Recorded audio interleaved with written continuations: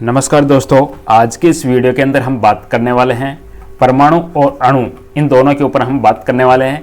परमाणु का complete structure के ऊपर बात करेंगे, अणु के कंप्लीट स्ट्रक्चर के ऊपर हम बात करने वाले हैं।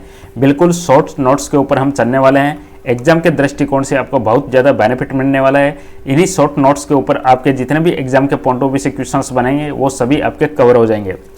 तो चलिए शुरुआत करते हैं हम। सबसे पहले परमाणु की अवधारणा के बारे में हम बात करेंगे। सबसे पहले आप सभी को पता है कि जॉन डाल्टन है, उसने कहा था कि परमाणु अविभाज्य होता है, परमाणु को आगे विभाजित नहीं किया जा सकता। यह किसने कहा था? यह जॉन डाल्टन ने कहा था। अब हम इसके अंदर एटम के ऊपर बात कर रहे हैं। तो एटम शब्द क्या है? एटम किससे मिलकर बना है? यह यूनानी शब्द एटम से बना है। इसका मतलब क्या है? अविभाज्य। एटम्स का मतलब क्या है? अविभाज्य। ये किसने कहा था? सबसे पहले जॉन डाल्टन है, इसने कहा था कि परमाणु को अविभाज्य माना। लेकिन आगे जाके जो भी वैज्ञानिक आए, जैसे कि थॉमसन आया, रदरफोर्ड आया, चैडविक आया, इन सब ने क्या कहा कि परमाणु को आगे विभाजित किया जा सकता है।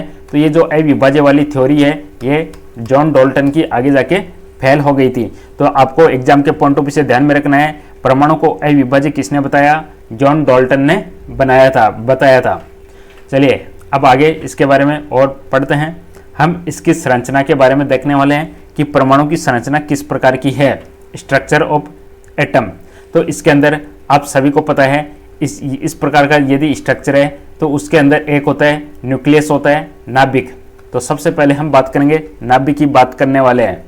अब नाभिक के अंदर इसको क्या कहेंगे? नाभिक को परमाणु का केंद्र कहा जाता है। ये क्या है? ये पूरा स्ट्रक्चर क्या दिख रहा है आपको? परमाणु दिख रहा है, एटम दिख रहा है। तो उसके अंदर आपको क्या दिख रहा है? ये है न्यूक्लियस। न्यूक्लियस हो गया, परमाणु का केंद्र होता है नाभिक। चलिए इसके अंदर क्या होता है? इसके अंदर धनात्मक प्रोटॉन और तटस्थ न्यूट्रॉन पाए जाते हैं। तो नाभिक के अंदर क्या पाया जाता है? इसके अंदर प्रोटॉन और तटस्थ न्यूट्रॉन। देखिएगा, प्रोटॉन पे चार्ज कैसा होता है? धनात्मक होता है। और न्यूट्रॉन पे चार्ज कैसा होता है? तटस्थ होता है, यानी आवेशहीन होता है। तटस्थ का मतलब होता है आवेशहीन। तो जो नाभिक होता है उसके अंदर क्या पाया जाता है? उसके अंदर प्रोटॉन और न्यूट्रॉन पाया जाता है। क्लियर है? नाभिक के अंदर प्रोटॉन और न्यूट्रॉन पाया जाता है। अब नाभिक का जो टोटल द्रव्यमान है वह परमाणु के द्रव्यमान के बराबर होता है। परमाणु का टोटल द्रव्यमान कितना होता है? वो सब का सब द्रव्यमान नाभिक के द्रव्यमान के बराबर होता है। हम डीपली बात करेंगे कि नाभिक का टोटल द्रव्यमान कितना होता है, परमाणु का कितना होता है, प्रोटॉन का कितना होता है, न्यूट्रॉन का कितना होता है, इलेक्ट्रॉन का कितना होता है, सब बात करने वाले हैं। चलिए अब देखिएगा, एग्जाम में ये जरूर क्वेश्चन पूछा जाता है, नाभिक का साइज कितना होता है? तो नाभिक है, इसका जो आकार है वह 10⁻⁻15 मीटर, लेकिन इसका घनत्व अत्यधिक होता है। अब देखिएगा ये क्या है? ये परमाणु है, परमाणु के अंदर ये नाभिक है। ये नाभिक की जो त्रिज्या है वह है आपकी 10⁻15 मीटर। तो ये जो है r बराबर आप कह सकते हो 10⁻15 मीटर है। और ये कैपिटल R क्या होगा? जैसे कैपिटल R दे दी मैंने परमाणु की त्रिज्या, तो परमाणु की त्रिज्या क्या होगी? 10⁻10 मीटर होगी। ये दोनों एग्जाम में क्वेश्चन आपसे पूछे जाते हैं। ठीक है, तो नाभिक के बारे में हमने देख लिया कि परमाणु का केंद्र होता है, इसमें धनात्मक प्रोटॉन और न्यूट्रॉन पाए जाते हैं। नाभिक का लगभग पूरा द्रव्यमान परमाणु के द्रव्यमान के बराबर होता है। नाभिक अत्यंत छोटा होता है, लेकिन इसका घनत्व है, या हम कहें तो डेंसिटी इसकी ज़्यादा होती है। ध्यान में रखिएगा, डेंसिटी ज़्यादा होती है। चलिए अब हम बात करने वाले इलेक्ट्रॉन के बारे में। तो सबसे पहले हमने बात किसकी की? नाभिक की बात कर ली हमने। अब नाभिक के बाद में हम बात करेंगे इलेक्ट्रॉन की। तो देखिएगा, आप सभी को पता है परमाणु है, उसके अंदर नाभिक होता है। इलेक्ट्रॉन बाहर कक्षाओं में चक्कर लगाते हैं। इलेक्ट्रॉन कहाँ चक्कर लगाते हैं? बाहर की कक्षाओं में चक्कर लगाते हैं। तो नाभिक के चारों ओर कक्षाओं में परिक्रमा करते हैं। कौन? इलेक्ट्रॉन परिक्रमा करते हैं। इलेक्ट्रॉन का द्रव्यमान कितना होता है? इलेक्ट्रॉन का द्रव्यमान है बहुत कम होता है, 1/1836 प्रोटॉन के बराबर होता है। इलेक्ट्रॉन का द्रव्यमान बोला गया है। इलेक्ट्रॉन को मैं किस प्रकार से रिप्रेजेंट करूंगा? -1 E0 से मैं इसको रिप्रेजेंट करूंगा इलेक्ट्रॉन को। और इसके ऊपर आवेश कितना होता है? इलेक्ट्रॉन पे जो आवेश होता है वह होता है -1 होता है। इसका द्रव्यमान कितना होता है? द्रव्यमान होता है 9.1095 × 10⁻28 ग्राम होता है। अगर AMU के अंदर बात करेंगे, एटॉमिक मास यूनिट के अंदर मैं इलेक्ट्रॉन के द्रव्यमान की बात करूंगा तो इसका होता है 0.0005486 AMU। ठीक है, इसके खोजकर्ता कौन है? जे थॉमसन इसके खोजकर्ता हैं इलेक्ट्रॉन के। अब इलेक्ट्रॉन के ऊर्जा स्तर KLMN के अंदर चलता है। ये सब क्या है? KLMN, ये सब कक्षाएं है। तो एग्जाम में ये क्वेश्चन आते हैं, अधिकतम इलेक्ट्रॉन किस नियम से भरे जाते हैं? 2n² नियम से भरे जाते हैं। जैसे कि पहली कक्षा में k बराबर 1 हो गया, तो k बराबर 1 में रखूंगा इसके अंदर, तो इलेक्ट्रॉनों की संख्या कितनी आ जाएगी? तो 2 × 1 का स्क्वायर यानी 2। तो k कक्षा के अंदर इलेक्ट्रॉनों की संख्या 2 हो गई। यदि मैं L की बात करूंगा, L कक्षा के लिए मैं 2 रखूंगा इसमें, तो 2 × 2 का होल स्क्वायर, तो ये हो जाएगा 8। तो L कक्षा में 8 हो जाएंगे। तो इस प्रकार से जो कक्षा में इलेक्ट्रॉन भरे जाएंगे वह इस नियम के अनुसार भरे जाएंगे, 2n² नियम के अनुसार भरे जाएंगे। और कक्षाओं को किससे रिप्रेजेंट किया गया है? KLMN कक्षाओं से रिप्रेजेंट किया गया है। अब हम बात करेंगे परमाणु के मौलिक कणों की बात करने वाले हैं। देखिएगा, सबसे पहले प्रोटॉन की बात करने वाले हम। प्रोटॉन इसके परमाणु है, इसके 3 मौलिक कण हैं, प्रोटॉन, न्यूट्रॉन और इलेक्ट्रॉन। अब हम प्रोटॉन की बात करेंगे तो यह कहाँ पे होता है? यह नाभिक के अंदर होता है। इसका द्रव्यमान होता है +1 atomic mass unit, +1 atomic mass unit होता है। आगे हम बात करेंगे न्यूट्रॉन की। तो न्यूट्रॉन है, ये नाभिक में अंदर होता है इसकी उपस्थिति, लेकिन इसके ऊपर आवेश 0 होता है, आवेशहीन होता है न्यूट्रॉन। इलेक्ट्रॉन की बात करेंगे तो ये कक्षाओं में चक्कर लगाते हैं, इसके ऊपर आवेश होता है -1, इस पे आवेश होता है। ठीक है, ये आवेश दिखाया है, ये थोड़ा सा स्ट्रक्चर गलत है। ये कण हो गए, ये आपका प्रकृति हो गया, ये आवेश हो गया, और ये सब आपका द्रव्यमान है। जैसे कि प्रोटॉन का द्रव्यमान 1 AMU, न्यूट्रॉन का 1 AMU, इलेक्ट्रॉन का 1/1836 AMU। क्लियर है? प्रोटॉन का लगभग 1 हो गया, न्यूट्रॉन का लगभग 1 हो गया, और इलेक्ट्रॉन का होता है 1/1836 AMU। ये क्या है? द्रव्यमान है। ये आपको ध्यान में रखना है। अब आगे हम बात करेंगे, एग्जाम में इस पर क्वेश्चन आता है। देखिएगा, परमाणु संख्या और द्रव्यमान संख्या के ऊपर। जैसे कि इस तरीके से मैं किसी एटम को लिखता हूँ ZXA के रूप में, तो यहाँ पे Z क्या है? Z एक प्रकार से प्रोटॉन की संख्या है। Z प्रोटॉन की संख्या हो गई। इसको आप परमाणु क्रमांक भी बोल सकते हो, परमाणु क्रमांक में हम इसको बोल सकते हैं। A हो गया द्रव्यमान, परमाणु भार अब इसको बोलते हैं परमाणु भार। ये किसके बराबर होता है? ये प्रोटॉन और न्यूट्रॉन के बराबर होता है। परमाणु भार प्रोटॉन और न्यूट्रॉन के बराबर होता है। अब न्यूट्रॉन की संख्या निकालनी है आपको, तो इसको उधर ले जाइए, तो A-P भी कह सकते हो, या A-Z भी आप बोल सकते हो। तो न्यूट्रॉन की संख्या A-Z होगी, यानी टोटल परमाणु भार में से प्रोटॉन की संख्या घटाओगे, न्यूट्रॉन की संख्या आ जाएगी। ये मैंने इलेक्ट्रॉनों की संख्या और प्रोटॉन की संख्या एक न्यूट्रल एटम के अंदर बराबर होती है। न्यूट्रल एटम के अंदर इलेक्ट्रॉन की संख्या और प्रोटॉन की संख्या बराबर होती है। किसके अंदर? न्यूट्रल एटम में। चलिए, अब इसके अंदर एटम में किस प्रकार का वेरिएशन होता है वह हम देख लेते हैं। देखिएगा, एटम में इसके अंदर समस्थानिक भी होते हैं, समभारिक भी होते हैं, सम न्यूट्रॉनिक भी होते हैं, और सम इलेक्ट्रॉनिक भी होते हैं। तो सबसे पहले हम बात करेंगे समस्थानिक की। देखिएगा, समस्थानिक की बात करेंगे, इसको हम आइसोटॉप्स बोलते हैं। इसके अंदर क्या होता है? परमाणु क्रमांक सेम, परमाणु क्रमांक है समान होते हैं, यानी Z है वह समान होते हैं, लेकिन परमाणु भार है, परमाणु भार बोले तो A है वह अलग अलग होता है। जैसे कि एग्जाम्पल की बात करेंगे 1H1, 1H2, 1H3, तो प्रोटियम, ड्यूटेरियम, ट्राइटियम, हम इसको क्या बोलते हैं? प्रोटियम, ड्यूटेरियम, ट्राइटियम बोलते हैं।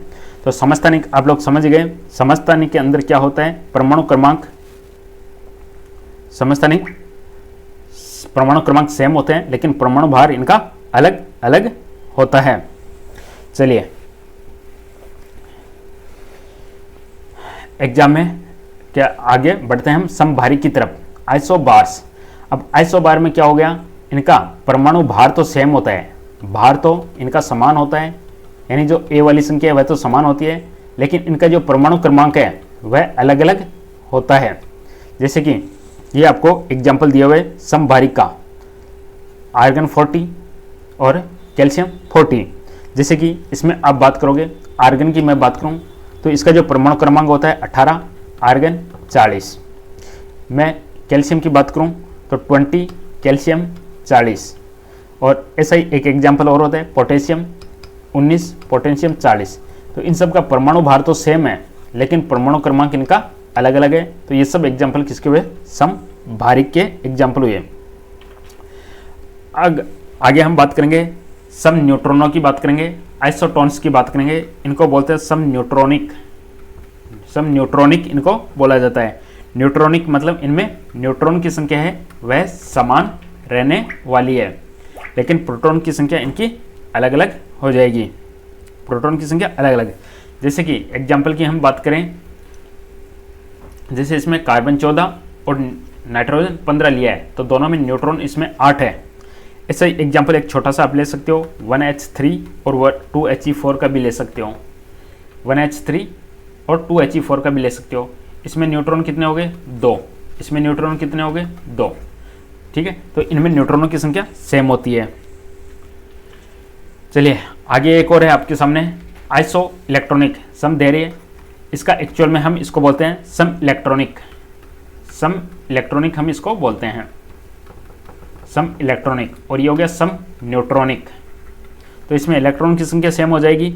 जिन आयन और परमाणु के इलेक्ट्रॉनिक विन्यास समान होते हैं इनका क्या होगा? इलेक्ट्रॉनिक विन्यास समान होगा, तभी तो इलेक्ट्रॉनों की संख्या समान बनेगी। इलेक्ट्रॉनिक विन्यास समान होगा। जैसे कि सोडियम प्लस, देखिएगा सोडियम के इलेक्ट्रॉन 11 हैं लेकिन एक इलेक्ट्रॉन ये त्याग देगा तो इलेक्ट्रॉनों की संख्या 10 हो जाएगी। इसी प्रकार फ्लोरीन है, इसके अंदर इलेक्ट्रॉनों की संख्या 9 है। जैसे ये एक ग्रहण करेगा तो इसमें इलेक्ट्रॉनों की संख्या 10 हो जाएगी, तो ये नेगेटिव हो जाएगा इसके ऊपर और ये इसके ऊपर पॉजिटिव। तो ये दोनों 10 इलेक्ट्रॉन है इसके अंदर। तो ये एग्जाम्पल हो गए आपके सम इलेक्ट्रॉनिक के। आगे परमाणु इसका एटॉमिक मॉडल की बात करेंगे। एटॉमिक मॉडल तो सबसे पहले डाल्टन ने सिद्धांत दिया कि परमाणु अविभाज्य होता है। उसके बाद में सभी पदार्थ परमाणुओं से मिलकर बने होते हैं। आधुनिक विज्ञान के अनुसार यह फेल हुआ, अपूर्ण सिद्ध हुआ। थॉमसन मॉडल क्या कहते हैं? परमाणु धनात्मक गोला है जिसमें इलेक्ट्रॉन गुथे होते हैं। इसने क्या प्रयोग किया? कैथोड रे एक्सपेरिमेंट इसने किया। कैथोड रे एक्सपेरिमेंट इसने किया, कैथोड किरणों का प्रयोग किया। अब रदरफोर्ड मॉडल की बात करेंगे। देखिए रदरफोर्ड मॉडल है, इसने सोने की पन्नी यूज की थी। गोल्ड फॉइल एक्सपेरिमेंट इसने किया था। इसने रदरफोर्ड ने नाभिक की खोज की थी। इलेक्ट्रॉन नाभिक के चारों ओर घूमते हैं, ये किसने कहा? रदरफोर्ड ने कहा। और बोहर मॉडल क्या कहता है? बोहर मॉडल कहता है इलेक्ट्रॉन निश्चित ऊर्जा स्तरों में परिभ्रमण करते हैं। बोहर का मॉडल क्या है? बोहर का मॉडल है इलेक्ट्रॉन निश्चित ऊर्जा स्तरों में परिभ्रमण करते हैं और ऊर्जा अवशोषित उत्सर्जित होने पर इलेक्ट्रॉन कक्षा बदलते हैं। ये बोहर का मॉडल है। और आगे है क्वांटम यांत्रिक मॉडल। क्वांटम यांत्रिक मॉडल इलेक्ट्रॉन निश्चित पथ पर नहीं बल्कि ऑर्बिटल में पाए जाते हैं। और इसका मुख्य योगदान किसने दिया? श्रोडिंगर। ये जो नाम लिखा है मुख्य योगदान है, या इसका जो क्वांटम यांत्रिका का मूल समीकरण किसने दिया? श्रोडिंगर द्वारा प्रतिपादित किया गया 1933 में। चलिए आगे इसमें हम मॉलिक्यूल की बात कर लेते हैं, कुछ अणु की बात कर लेते हैं। अणु की परिभाषा, दो या अधिक परमाणुओं को रासायनिक बंधों द्वारा संयोजन कर बनने वाला स्थिर समूह अणु कहलाता है। या अणु की परिभाषा हम कहें तो क्या है? अणु की परिभाषा, तत्व यौगिक का वह छोटे से छोटा कण जो स्वतंत्र अवस्था में रह सकता है अणु कहलाता है। या इसके अंदर क्या होगा? दो या दो से अधिक परमाणु है, एटम है, वह रासायनिक बंध द्वारा जुड़कर एक स्थिर समूह वाला अणु बनाते हैं। स्थिर। चलिए आगे हम बात करेंगे अणु के प्रकार। देखिएगा तत्वों के अणु, सबसे पहले तत्वों के अणु की बात करेंगे तो इसमें दो या अधिक समान एटम मिलते हैं, इनको कहते हैं मॉलिक्यूल्स ऑफ एलिमेंट्स, तत्वों के अणु। जैसे कि उदाहरण, ये इसमें सेम एटम है ऑक्सीजन में, दो इसमें 2 नाइट्रोजन 2 हाइड्रोजन, ये सब सेम है। तो ये हो गए तत्वों के अणु। आगे हम बात करेंगे यौगिकों के अणु, कंपाउंड की बात करेंगे। तो कंपाउंड में क्या होगा, 2 या 2 से अधिक असमान परमाणु इसमें ऐड होंगे, 2 या 2 से अधिक असमान परमाणु इसमें ऐड होंगे। जैसे कि एग्जाम्पल की बात करेंगे H2O, CO2, NH3। चलिए आगे बात कर लेते हैं अणु की विशेषताओं के ऊपर। अणु पदार्थ की सबसे छोटी इकाई है जो पदार्थ के गुणों को बनाए रखती है। पदार्थ की पूछ बोला है इसने, पदार्थ की सबसे छोटी इकाई क्या है, अणु, जो पदार्थ के गुणों को बनाए रखती है। और अणु किससे मिलकर बनते हैं, परमाणु से मिलकर बनते हैं। तत्व का छोटे से छोटा कण क्या है, तत्व का छोटा कण है परमाणु, और पदार्थ का सबसे छोटा कण हो गया अणु। अणुओं का आकार नैनोमीटर में पाया जाता है। अणु में परमाणु रासायनिक बंधों से जुड़े होते हैं, यानी एटम रासायनिक बंध से इसमें जुड़े रहते हैं। रासायनिक बंध की बात करेंगे तो रासायनिक बंध में आप देखोगे एक होता है इसमें सहसंयोजक बंध होता है। अणुओं के बीच में एक बंध बनता है सहसंयोजक बंध, इसमें इलेक्ट्रॉन साझेदारी करते हैं। जैसे कि ऑक्सीजन हो गया, इसमें डबल बॉन्ड बन गया, नाइट्रोजन इसमें ट्रिपल बॉन्ड बन गया। तो ये हो गया एक प्रकार से सहसंयोजक बंध। आगे इसमें होता है एक आयनिक बॉन्ड होता है। आयनिक बॉन्ड में इलेक्ट्रॉनों का आदान प्रदान होता है। जैसे कि NaCl है, इसने अपना एक त्याग दिया, इसने ग्रहण कर लिया, तो ये एक प्रकार से आदान प्रदान हो गया, ये कहलाता है आयनिक बॉन्ड। एक होता है कोऑर्डिनेट बॉन्ड। कोऑर्डिनेट बॉन्ड है, इसमें दोनों इलेक्ट्रॉन एक ही परमाणु से आते हैं। जैसे कि NH4 प्लस, इसमें दोनों इलेक्ट्रॉन एक ही परमाणु से आते हैं। जैसे नाइट्रोजन पे कहाँ से आ गए, हाइड्रोजन से आ गए। धात्विक बंध होता है, मेटेलिक बॉन्ड होता है, धातुओं में इलेक्ट्रॉन। अब इनमें लास्ट स्लाइड देख लेते हैं, कुछ डिफरेंस की बात कर लेते हैं परमाणु और अणु में। संरचना की बात कर लेते हैं। परमाणु सबसे मूलभूत कण है, और अणु क्या होता है, 2 या 2 से अधिक परमाणु से मिलकर बनता है। आगे इसमें बंध की बात करेंगे। परमाणु में किसी भी प्रकार का बंध नहीं होता है, बल्कि अणुओं में बंध बनते हैं। और स्वतंत्रता की बात करें तो परमाणु स्वतंत्रता में इसका कोई अस्तित्व नहीं है, अस्तित्व कई तत्वों में नहीं है। और अणु अधिकांश गैस से स्वतंत्र अणु है।